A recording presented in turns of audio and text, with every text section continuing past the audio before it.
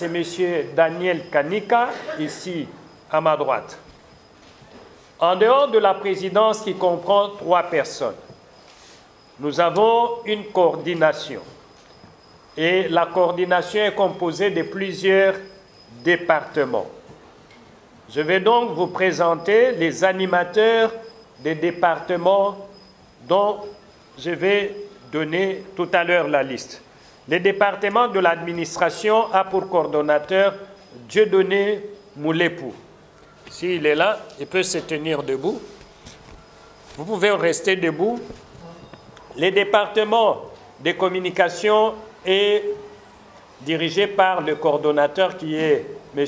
Serge Ngoncho. Ici, à ma gauche, il peut se tenir debout. Le département d'implantation et gestion des membres est dirigé par M. Samuel Dimwena, qui est là. Le département de gestion des événements des masses est dirigé par Charlie Mbanga. Le dernier département, c'est celui de logistique et intendance qui est dirigé par M. Freddy Chiswaka. Voilà l'équipe.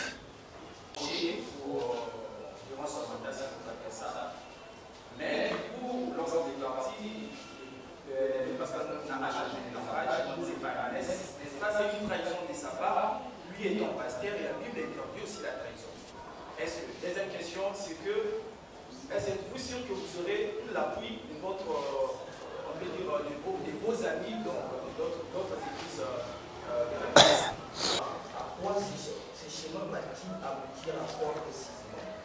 Parce que la population, la crème intellectuelle nous suit par rapport à ces élites.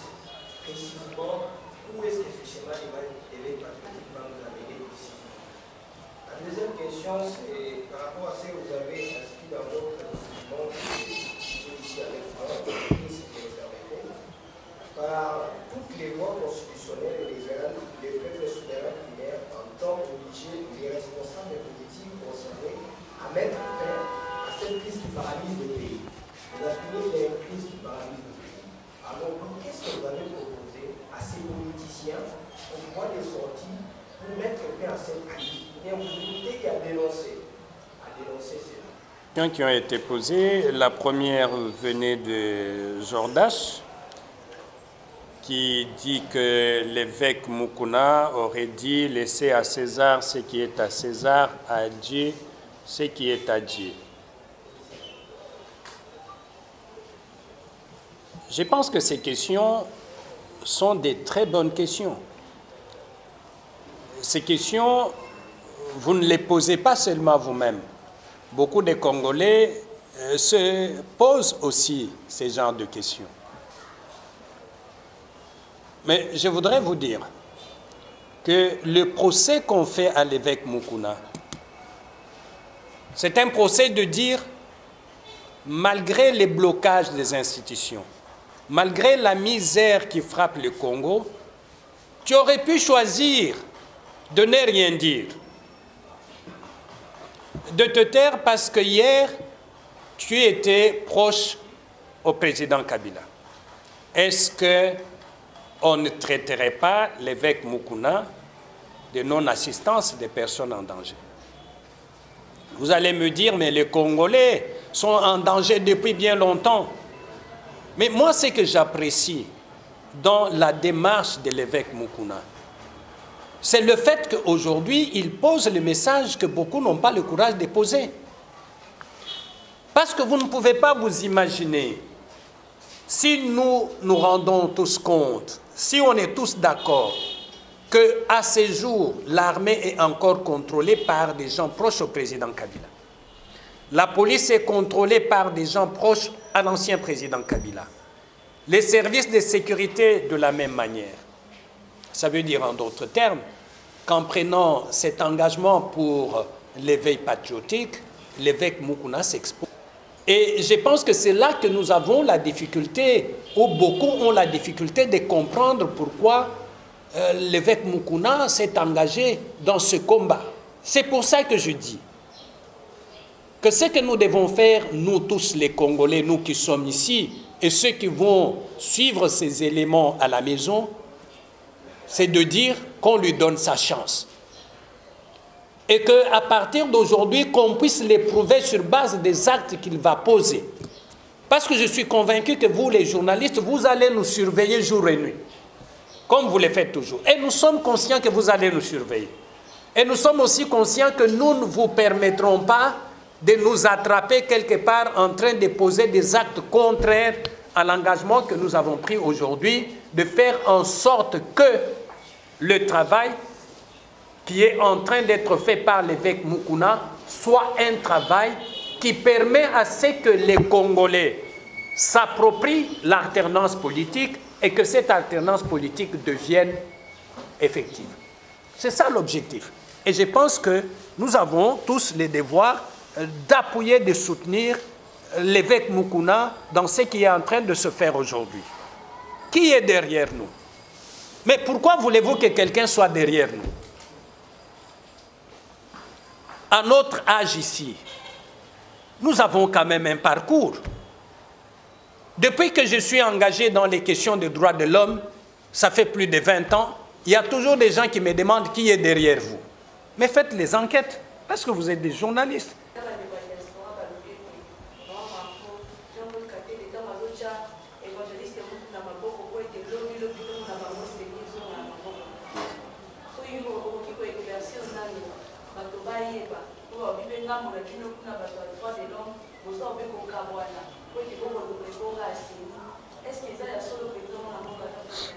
Mama Margot, to sepeli mingi na mutuna oyo bouti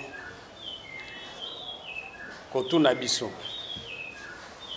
Oyebi pona nini mboka na biso kenda ya liboso te.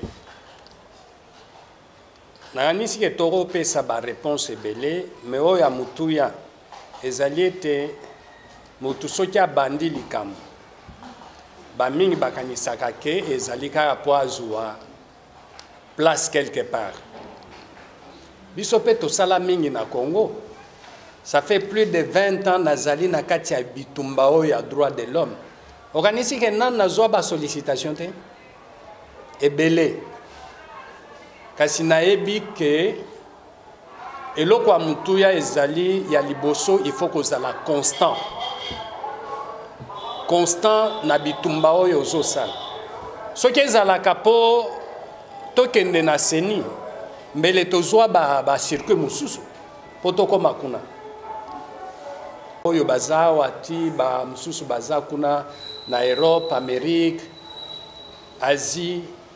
Musala oyo tobandi ezali pour na peuple congolais. Tolingi makambo échanger pour na batu nyoso. Oyebi biso déjà tozana moi situation et ko sala ete tokota na kati ya bitumba oyo te. Po danger eza ebele. Kasi soki tokoti ezali ete ba congolais ba mona changement. Changement ya solo ezali soki ozongi ndako. Batie bile na mesa. Omoni ke moi changement ezali. Musuni oyo liaka te il faut liango. Soso oyo liaka te il faut oliango. Wana nde tozoluka. Yango omoni ke toyo qui appelle ya évêque Mukuna. Tolobi eloko tozaki koluka yango il faut to kende kota kuna. Donc ezapo na senité. Et puis tokokoma pe kuna te. Po napesa argument na ngai ya suka. Awa na Kinshasa banomanga quelque part. Et pas ya ministre du plan naboya ka poste wana. Pourquoi? Parce que na lingité na kota na poste moko oyo bato banda contrôler ngai.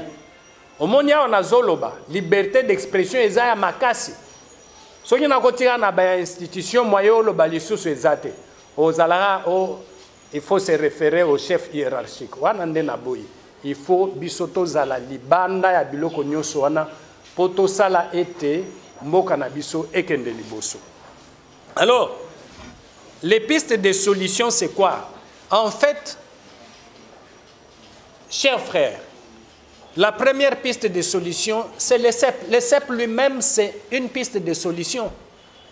nous avons mis en place cette organisation pour permettre à ce que les Congolais viennent et qu'ensemble, nous puissions travailler pour changer la situation dans notre pays. Donc, le CEP, c'est déjà une solution.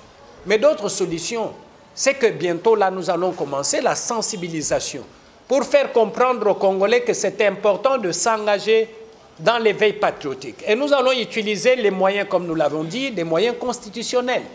Les moyens constitutionnels, c'est quoi? Nous pouvons organiser des marches pacifiques.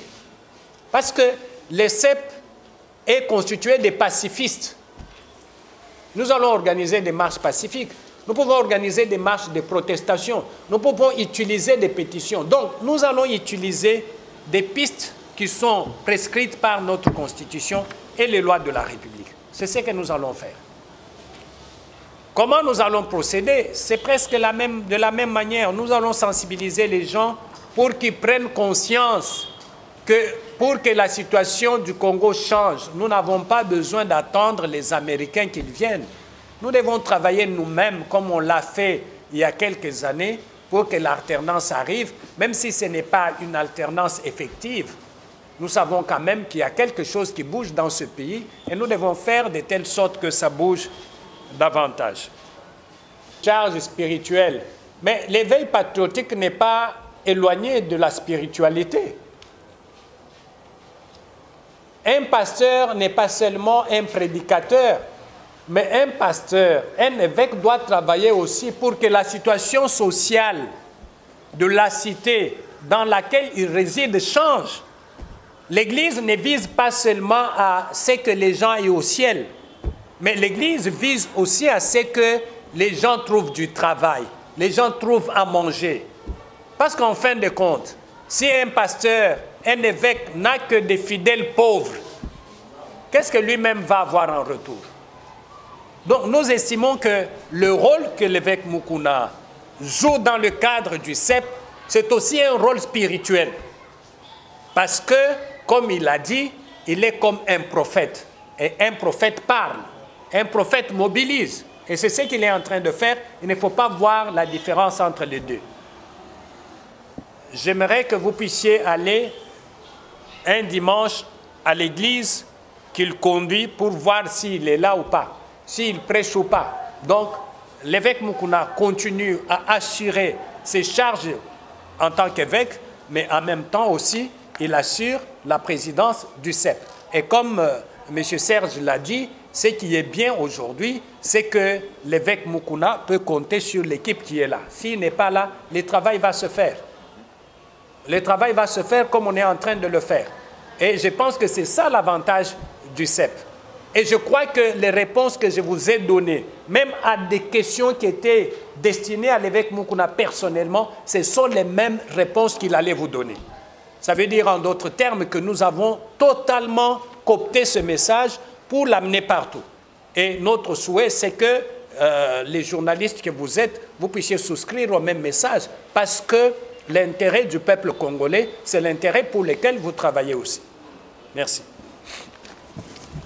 Était destiné à la sortie officielle du CEP, au nom de l'évêque Mukuna que nous représentons ici, nous voulons vous dire merci.